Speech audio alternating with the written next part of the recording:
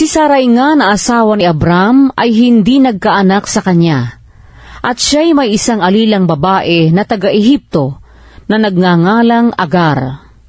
At sinabi ni Sarai kay Abram, "Narito ngayon, ako'y hinadlangan ng Panginoon na ako'y magkaanak. Ipinamamanhi ko sa iyong sumiping ka sa aking alilang babae. Marahil ay magkakaanak ako sa pamamagitan niya." At dininig ni Abram ang sabi ni Sarai.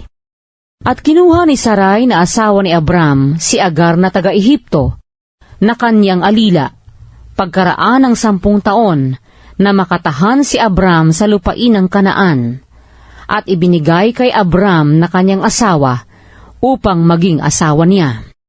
At siya'y sumiping kay Agar at naglihi, at nang makita niyang siya'y naglihi, ay niwalang halagan niya ang kanyang Panginoong babae sa kanyang paningin. At sinabi ni Sarai kay Abram, "Ang aking pagkaapi ay sumaiyo.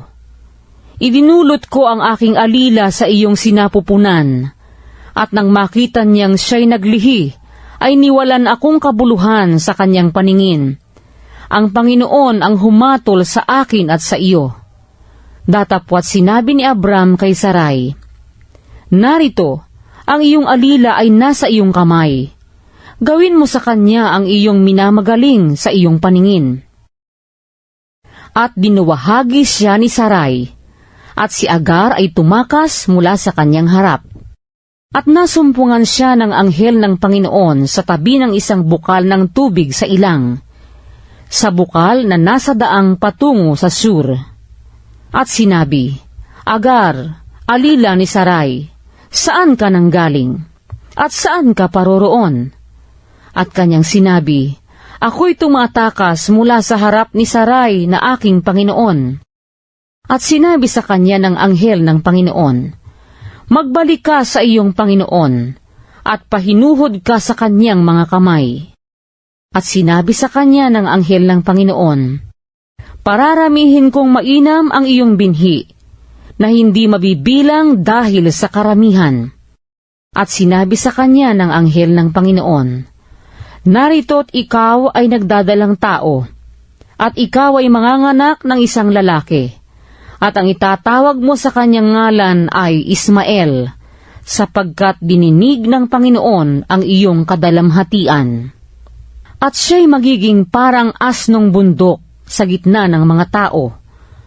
Ang kanyang kamay ay magiging laban sa lahat, at ang kamay ng lahat ay laban sa kanya, at siya'y tatahan sa harap ng lahat niyang mga kapatid. At kanyang tinawagan ang ngalan ng Panginoon na nagsalita sa kanya, "Ikaw ay Diyos na nakakakita," sapagkat sinabi niya, "Namasdan ko rin barito ang likuran niyaong nakakakita sa akin."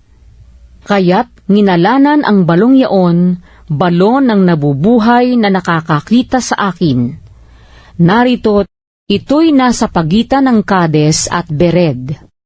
At nanganak si Agar ng isang lalaki kay Abram, at ang itinawag ni Abram na pangalan sa kanyang anak na ipinanganak ni Agar ay Ismael. At si Abram ay may 86 na taon nang ipanganak si Ismael ni Agar kay Abram.